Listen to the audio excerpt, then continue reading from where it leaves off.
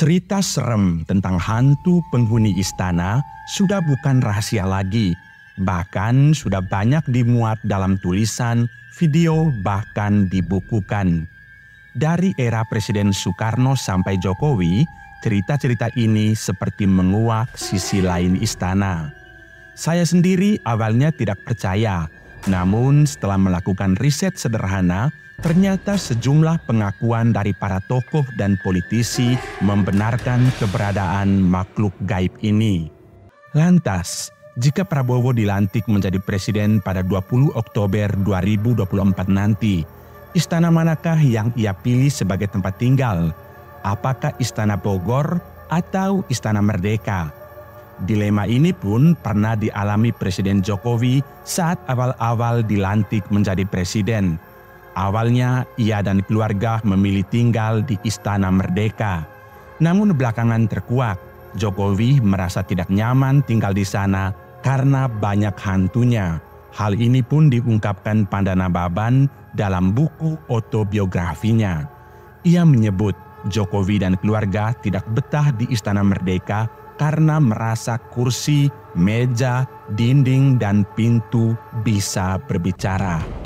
Tak hanya itu, Gus Dur bahkan pernah mengalami kisah serem yang cukup menakutkan saat pohon ki hujan depan istana tiba-tiba mengeluarkan asap putih. Hingga kini sejarah mencatat cuma 2 presiden yang berani tinggal di Istana Merdeka, yakni Soekarno dan Gus Dur. Bagaimana sebenarnya cerita mistis di balik Istana Presiden? Dan benarkah Prabowo takut tinggal di Istana Merdeka? Simak selengkapnya. Kamu mungkin tidak akan percaya, tapi inilah sejumlah fakta tentang keangkeran Istana Presiden Jokowi di Jalan Merdeka, Jakarta Utara. Belakangan terkuak alasan mengapa kemudian Jokowi dan keluarga memutuskan untuk menetap di Istana Bogor dibandingkan Istana Merdeka. Salah satu yang menyarankan Presiden Jokowi untuk jangan tinggal di Istana Merdeka adalah Putri Gus Dur, Yeni Wahid. Tak hanya itu, politisi senior PDIP, Pandana Baban, juga menceritakan kisah serem detik-detik Presiden Jokowi dan keluarga pindah ke Istana Bogor. Kisah ini bahkan ditulis Panda dalam bukunya Pandana Baban Lahir Sebagai Petarung, sebuah autobiografi.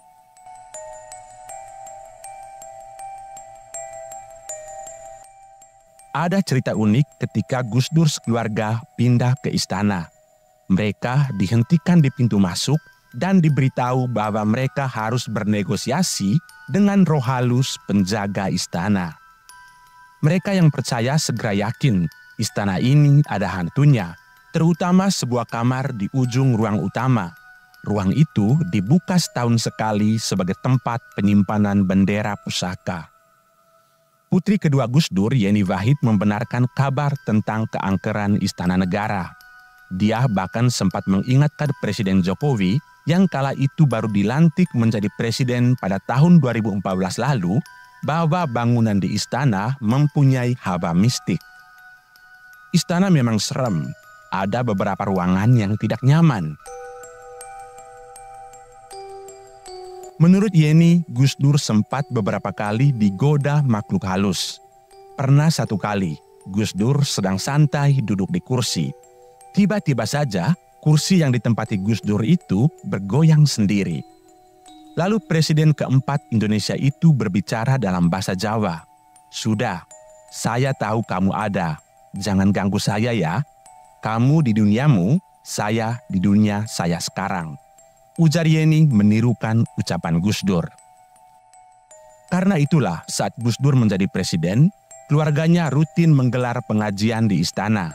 Namun kata Yeni, pengajian tidak mengurangi keisengan makhluk dunia lain di sana. Suatu kali Yeni bercerita, saat berlangsung pengajian, pohon beringin di halaman istana mengeluarkan asap putih. Tapi Bapak bilang, "Gak usah takut. Mereka juga mau ikutan mengaji," kata Yeni. Yeni yang menempati kamar tidur di sayap kanan istana bersama adik dan kakaknya lantas bercerita tentang gangguan yang dialami beberapa teman adiknya yang pernah menginap di sana. Beberapa teman adik saya pernah menginap di istana juga pernah diganggu saat melintas malam-malam di ruang tengah yang menghubungkan kamar kami dengan kamar ibu bapak. Sering ada makhluk seperti orang bertubuh besar yang berlari kencang, kata Yeni. Alhasil, teman-teman sang adik pun ketakutan. Ada juga yang bercerita ketika berada di kamar adik saya seperti ada yang meniup tengkuk, cerita Yeni. Yang membuat Yeni bersama kakak dan adik-adiknya berani tinggal di istana adalah bapaknya Gus Dur yang sering mengingatkan supaya mereka bisa berdamai dengan makhluk dunia lain. Ajudan Gus Dur, Munib Huda Muhammad, juga mengatakan orang-orang di Istana Merdeka benar-benar yakin ada hantu yang menghuni istana itu.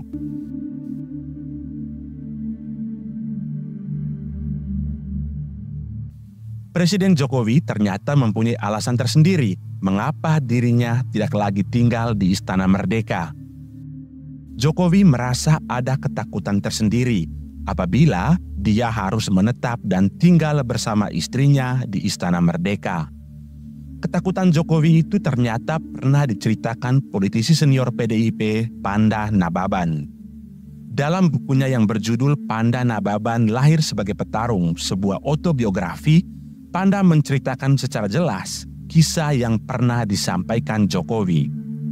Sebenarnya Jokowi pada awalnya memang pernah atau sempat menetap di Istana Merdeka.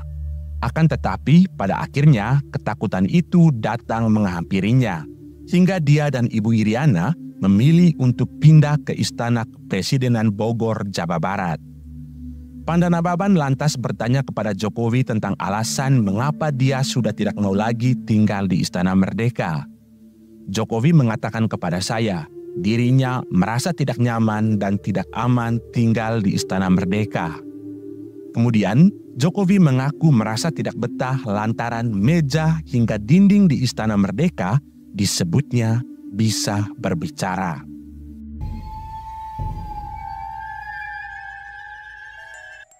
Lepas dari sisi penting dan bersejarah Istana Kepresidenan, ada sejumlah cerita unik dan misterius yang hingga kini belum terpecahkan.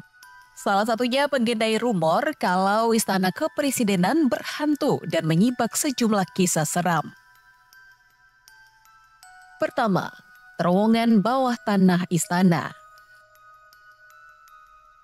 Pasukan Katak TNI Angkatan Laut dilengkapi alat penerang menyusuri gorong-gorong di depan Istana Merdeka pada Kamis 3 Maret 2017 lalu. Pasukan Katak ini dilibatkan menyusul temuan kulit kabel yang sebelumnya ditemukan di gorong-gorong.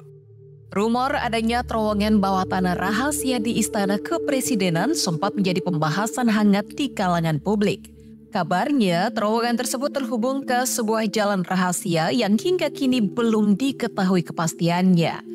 Kabar mengenai adanya terowongan rahasia itu sempat kembali mencuat saat Pemprov DKI bekerja sama dengan TNI Angkatan Laut melakukan pengecekan saluran air tanah di sekitar istana. Saat membersihkan saluran tersebut, pasukan TNI Angkatan Laut dari Detasemen 4 Komando Pasukan Katak menemukan dugaan terowongan dari saluran air kuno yang disinyalir tembus ke dalam Istana Presiden. Saluran itu masuk melalui Jalan Medan Merdeka Utara atau seberang Istana Kepresidenan. Komandan Detasemen 4 Kopaska Koarmabar, Kapten Edi Tirtayasa, mengatakan dari 6 saluran air di sekitar istana diketahui ada 2 saluran air yang bisa membawa seseorang masuk ke dalam Istana Presiden. Namun, Edi enggan mendetailkan daerah mana di dalam istana yang bisa ditembus lewat saluran air tersebut. Edi menjelaskan bahwa saluran air yang tembus ke dalam istana itu cukup besar dan bisa dimasuki tubuh orang dewasa.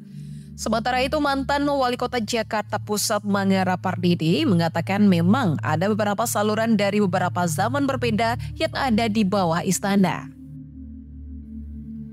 Kedua, kisah Ki Hujan yang misterius. Istana Kepresidenan yang dulunya bernama Istana Gambir mempunyai sisi lain untuk dicermati. Salah satu yang menarik perhatian adalah keberadaan Ki Hujan.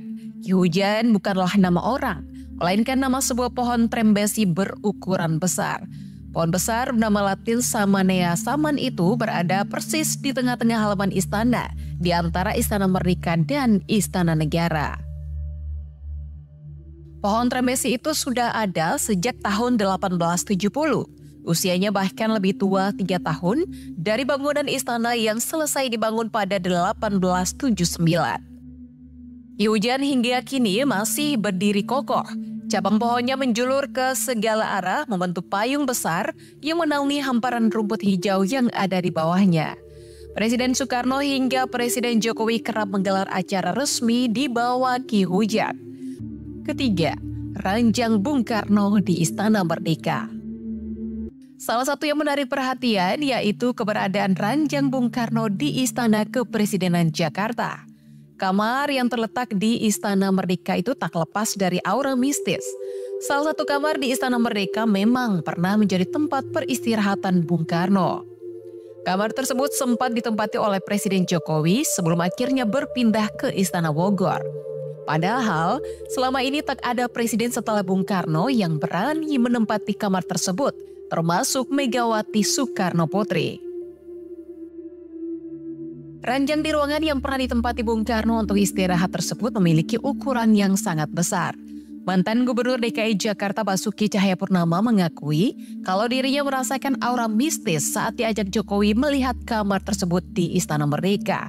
Ternyata dituturkan Ahok saat tinggal di rumah dinas Wali Kota Solo, Jokowi juga tidur di kamar yang pernah ditempati Bung Karno. Dengan begitu, Jokowi sudah terbiasa.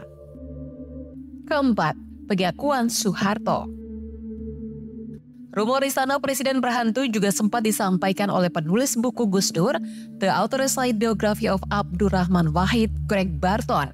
Dalam bukunya, Barton menyebut kalau Presiden Soeharto tidak pernah tidur di istana selama 32 tahun berkuasa. Greg Barton mengungkapkan Soeharto tidak berani tidur di Istana Merdeka karena takut dengan hantu-hantunya. Adanya makhluk halus di lingkup Istana Merdeka juga dibenarkan Munib Huda Muhammad, mantan ajudan Gus Dur.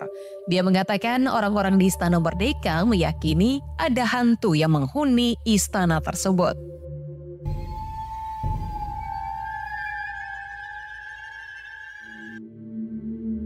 Faktanya, hanya ada 2 orang yang pernah menjabat sebagai Presiden RI yang berani untuk menetap dan tinggal di sana. 2 orang tersebut adalah Presiden pertama, Presiden Soekarno, dan Presiden keempat, Presiden Gus Dur.